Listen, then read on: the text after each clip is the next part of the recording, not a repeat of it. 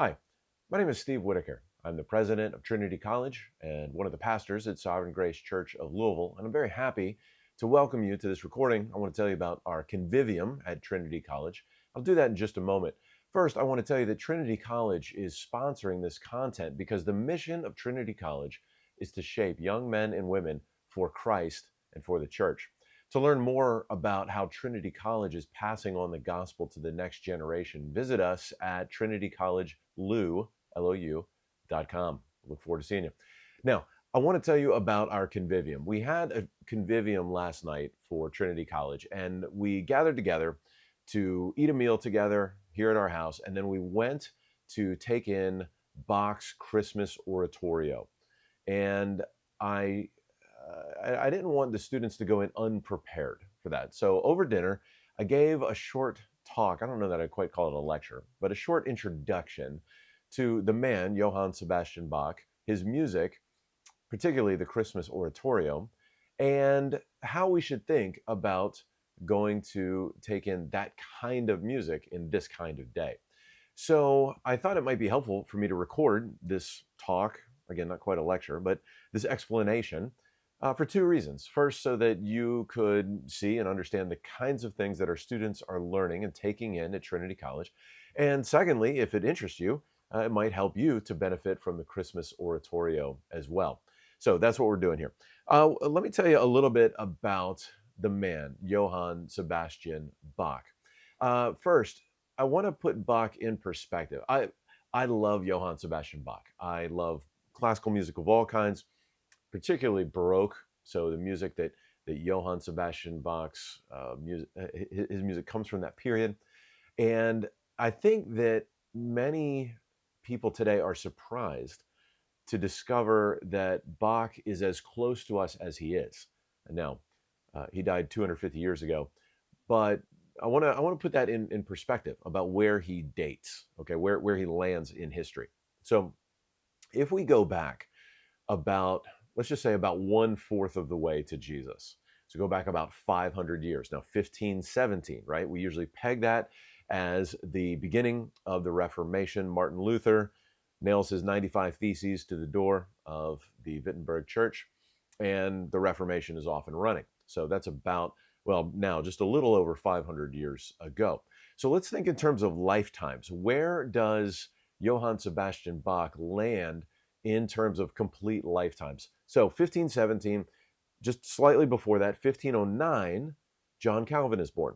And John Calvin's life spans a good chunk, about 2/3 of the 16th century. He's born 1509.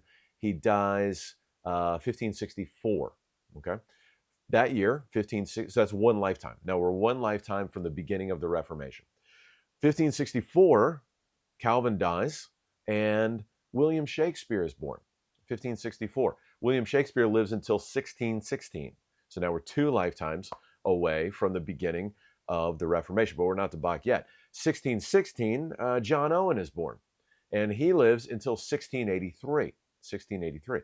So now we're three lifetimes from the beginning of the Reformation. And from 1683, when John Owen dies, we're just 2 years away. 1685 is when Johann Sebastian Bach is born. So his dates are 1685 to 1750. So Bach died right exactly in the middle of the 18th century. Incidentally, the year that he was born, 1685, is also the year that George Friedrich Handel was born. And Handel and Bach were contemporaries. Their music is similar in some ways, but their lives took very different trajectories. And the reception of their music was quite different in their own day. And so maybe we'll talk a little bit about that. But that gives you an idea of where Bach lands in history. Three lifetimes away from the beginning of the Reformation. You can use those, think about the difference from the Reformation to the Great Awakening. So Bach's adult life, that's all happening at the same time when he is an adult. Of course, he's German, what we would today call Germany. But that wasn't a country per se at the time. It was lots of little sort of nation states that they traveled around in freely. We'll talk a little bit about that. Give you an idea of some other contemporary historical things that were happening at the time of Johann Sebastian Bach. So this is what else is going on. In 1723, which is around a decade before the Christmas Oratorio was written, and right in the middle of Bach's adult life, a few things going on here. First, Georg Ludwig, maybe you've never heard of this guy. He was the Prince Elector of Hanover. He was King George the First of Britain, King George the First of Britain. And incidentally, he spoke no English.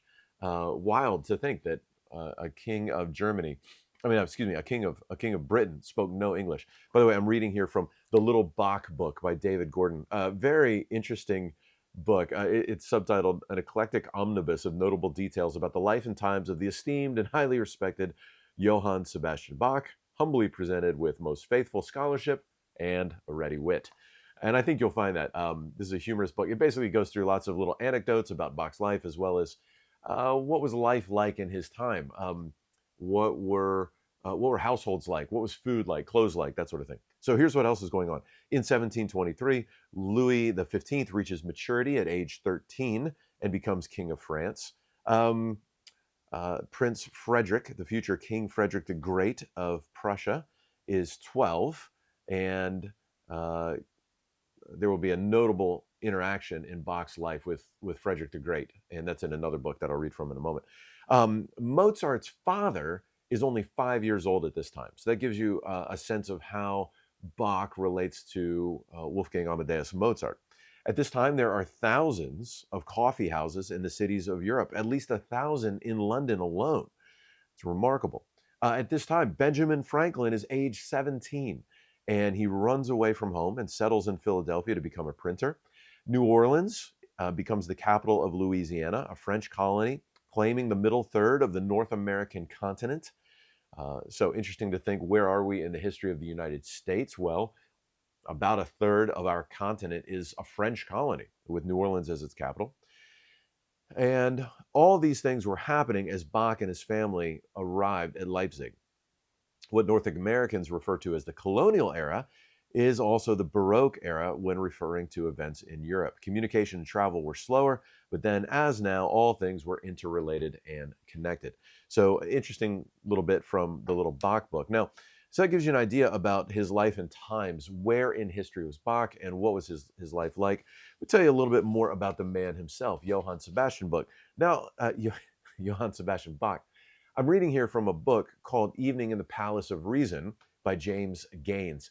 Love this book, highly recommend it. It is a story about a very dramatic confrontation between Frederick the Great, the King of Prussia, and Johann Sebastian Bach towards the end of Bach's life. But I'm going to begin here with just a description of Bach and his day. Johann Sebastian Bach was the 15th person to be named Johann in his family. 7 of his uncles were Johann. His father was Johann. His great-grandfather was Johann.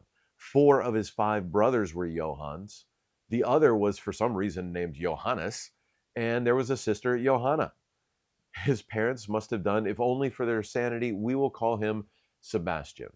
So a lot of Johanns, a lot of Johann Bachs in this family. Incidentally, Johann Sebastian Bach himself was married twice. His first wife died early, but not until after bearing 7 children to him. Now, his second wife bore him 13 children. Johann Sebastian Bach had a total of 20 children. Now, sadly, only 10 of those children lived past the age of 5. And anyway, out of those 20 children, 5 of them were named Johann. So he kept the tradition alive. A little bit more about him. The Bachs had been in Eisenach as long as any of them knew.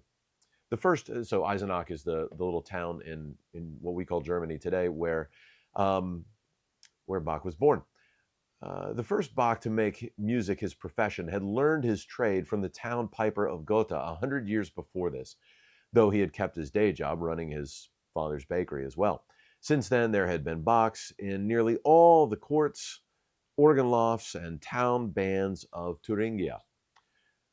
It says, we do not know whether or not there was music at Sebastian's christening, but given that it took place on a Saturday when church musicians were off, it could have been supplied by all sorts of people. And he goes on to describe some of the family members who could have played.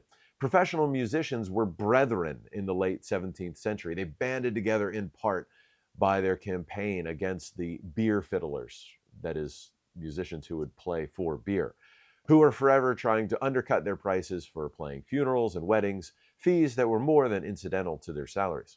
The guild worked as well to protect its members' ability to bring sons into the business, as Ambrosius Bach, that's Johann Sebastian's father, as Ambrosius Bach managed to do with all of his Johanns, eventually including Sebastian. Even at St. George's baptismal font, Johann Sebastian Bach was being held in the arms of his future. So you can hear the kind of writing that exists here. Fantastic, really enjoyable book. Now, a couple other things that he has to say. Let's see here. So there's a chapter 4 here starts to get into life in Eisenach, in Leipzig, in Germany, and especially what the life of musicians would have been like. And here's what it says: for, quote, for all its spires and watchtowers and red-roofed houses, its cobblestoned market square bordered by church, town hall, and castle, the residents of Eisenach would not have called their hometown charming. To get a sense of Eisenach as it was when Sebastian Bach was a boy, one must conjure up the scent of, and then he actually goes into a number of the unpleasant smells that one would have encountered in Bach's day in Eisenach. At one point in the Bach household, Johann Sebastian Bach lived with 7 siblings as well as 2 cousins, orphans from Ambrosius's family whose parents had died of the plague, and his father's apprentices. Death being the family's constant visitor, Sebastian lost a brother when he was 2 years old. A sister died when he had just turned 1. His childhood continued to be punctuated repeatedly and intimately by death. In addition to the loss of numerous more distant relatives, his 18-year-old brother Balthazar died when he was 6. The next year, one of his cousins, who had been in the house his whole life, died at 16. And it's a very difficult life. I point this out, and I read this segment because you get a sense in the music of the day of the gravity of death, and it's part of what gave life so much joy. They were a joyful people, and they were in many ways, and they were a musical people. And so James Gaines describes that as well. What Eisenach had in great abundance, the solace and balm of its 6,000 souls, was music. In the villages of Thuringia, by an account that dates from the year of Bach's birth, farmers know their instruments and make all sorts of string music in the villages with violins, violas, viola da gambas, harpsichords, spinets, and small zithers. And often we also find in the most modest church music some works for the organ with arrangements and variations that are astonishing. Among the Bachs especially, music was a powerful tonic, and it helped to keep the extended family together. It tells a story here. Every day of Sebastian's childhood was filled with music.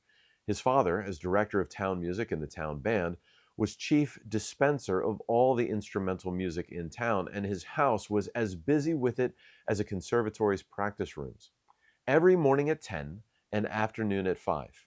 All right, so every single day, twice a day. Here's what happened. Looking over the marketplace from the balcony of the town hall, Ambrosius Bach's band played dances and folk tunes and the chorales that Luther and Lutheranism had made the most cherished of popular songs. The ensemble for such tower pieces included violin, viola da gamba, and other strings, brass, flutes, oboes, and other reeds, and various percussion instruments. That's amazing. Twice a day, there was a concert from the balcony of the town hall right in the middle of the square. That gives you an idea of how music just pervaded town life, city life, church life, and family life during this period. Now, there's a lot more that I would love to say about Bach's music. I love his music. I'm captivated by it. You don't have to like it to benefit from the Christmas Oratorio. And I want to tell you a little bit about the Christmas Oratorio, this one piece. I have an article here. I'll include a link to this in the notes for the video about this article, because it has a lot of great resources on the Christmas Oratorio. And so the best way to think of the Christmas Oratorio is Bach's version of Handel's Messiah. So it's very similar, but it's celebratory in German. And that makes listening to it a special challenge I want to talk a little bit about. So I found this article on classical.org, a website devoted to classical music. There's not an author named for this, so I can't give credit in that way. But here's what the article says. Listening to Johann Sebastian Bach's Christmas Oratorio is a holiday experience like no other. Consider this text from part one, which was written in reverence to a new religious or secular prince. How shall I embrace you, and how shall I encounter you? How should we embrace the 18th century German masterpiece? As 6 separate cantatas or as a single setting whole? What he's getting at here is that the Christmas Oratorio is actually a collection of 6 cantatas. Each of the cantatas itself is made up of maybe 8 to 10 to 12 different parts, an aria, a recitative, a chorale. And so you can just listen to one of the cantatas at a time. And that's actually what this author argues for. He suggests um, Bach, he recommends first, listen to each cantata individually as it was originally performed. Bach composed the 6-part Christmas Oratorio in 1734 for 2 Leipzig churches, St. Thomas and St. Nicholas, for which he served as music director. Each part is a cantata for one of 6 feast days, the 12 days of the Christmas season. Now, Christmas season worked a little bit different back then than it works for us today. For us, Christmas is basically the end and the culmination of the Christmas season. We start at Thanksgiving. Don't start before that. maybe you start before, but our Christmas season begins about a month before Christmas and builds up to Christmas. And then we have this huge celebration. We open presents, we eat, maybe we watch football, whatever else it is you do. And then the next day is like throw away the boxes, clean up everything, and get the tree out on the curb, and we're back to normal life. But in Bach's day, Christmas was the beginning of the Christmas season, and the 12 days of Christmas followed. There were 6 feast days within those 12 days, and Bach wrote the Christmas Oratorio for one of each of those days. And so he explains, the story begins with the birth of Jesus for Christmas Day. The second and third parts feature the shepherds for December 26th and 27th. The fourth part describes the naming and circumcision of Jesus for New Year's Day. The fifth and sixth parts describe the 3 kings or the Magi for the first Sunday after New Year and for Epiphany. And so you can listen to any one of the cantatas and benefit from it, or just listen to all 6 straight through if you have some time. It'll take you about 2.5 to 3 hours maybe to listen to all 6 cantatas at once. The performance we went to last night split them up. They did cantatas 1 through 3 last year. They did cantatas 4 through 6 this year. It took a little over an hour, almost an hour and a half, with a couple breaks in between. So back to this article. He quotes a guy named John Harbison. John Harbison, who describes Bach's Christmas masterpiece as Germany's seasonal equivalent to the English-speaking world's Messiah, says that listening to all 6 cantatas in one evening is tough. Each of the 6 cantatas has its own piece of the story and its own sound, although 1, 3, and 6, however nuanced in their D major trumpet drum celebrations, can seem like close cousins on a first hearing. So Harbison recommends listening to each cantata separately. Having first experienced them one a week, I feel fortunate to retain distinct, independent impressions of the pastoral, truly angelic cantata 2, the tonally fresh, horn-colored world of 4, the adrenaline shot of 5, the smallest orchestration and hottest music dealing with the harshest drama in the story. I hope that whets your appetite a little bit for the Bach Christmas Oratorio. There are a number of great recordings of the Oratorio on Apple Music, and I'm sure you can find it elsewhere also. Now, before I move on to a question about why we would, let me do that. Let me talk about why would we listen to music like this?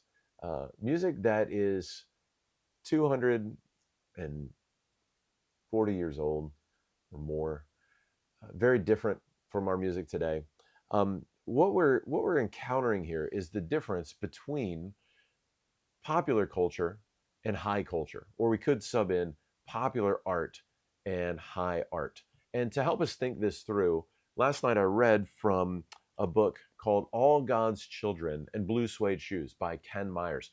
Ken Myers runs the Mars Hill Audio Journal, which is a series of interviews and conversations on everything from philosophy and art to music and church life. It's fantastic. I highly recommend it. And I love this book because it helps us think through the difference between popular culture, folk culture, and high culture. Or you could, again, sub in the word art, pop art, folk art, and high art. And he explains in this book, as others have done before him, that what distinguishes pop art is that it's largely driven by the whims and preferences of the general population. So it is populist in nature. It is popular, fashionable, of the mode, a la mode, of the fashion of the day. And one of the notable features of pop art is that it requires very little effort to take it in. It actually encourages and sometimes almost demands a passive receptivity.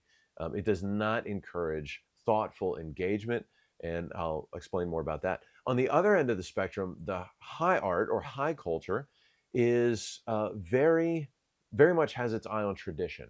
It looks before it, and any kind of artists within the high culture tradition, so whether that's musicians, artists, sculptors, writers, they all see themselves as possessing a legacy, a tradition that has been passed on to them. That then now they have a responsibility to live within the uh, what has been passed on to them in this tradition, as well as then to advance it and improve upon it.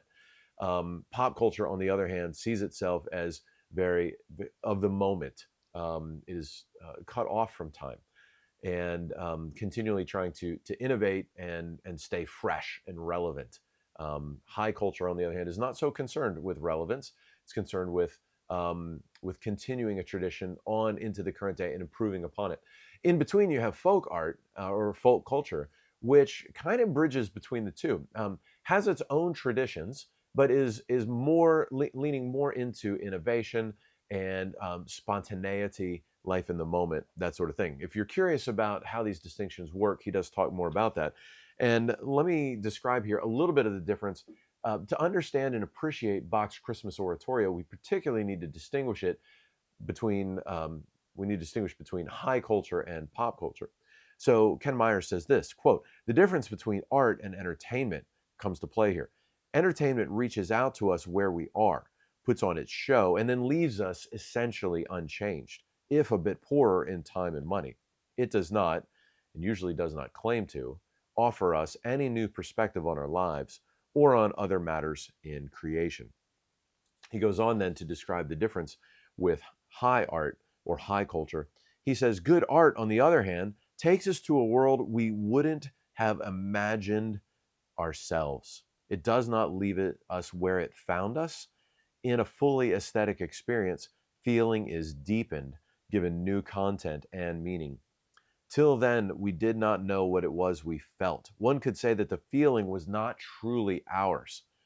Great music, literature, painting, and architecture imprints itself in our lives and becomes a reference point for our most subtle and profound experiences." End quote.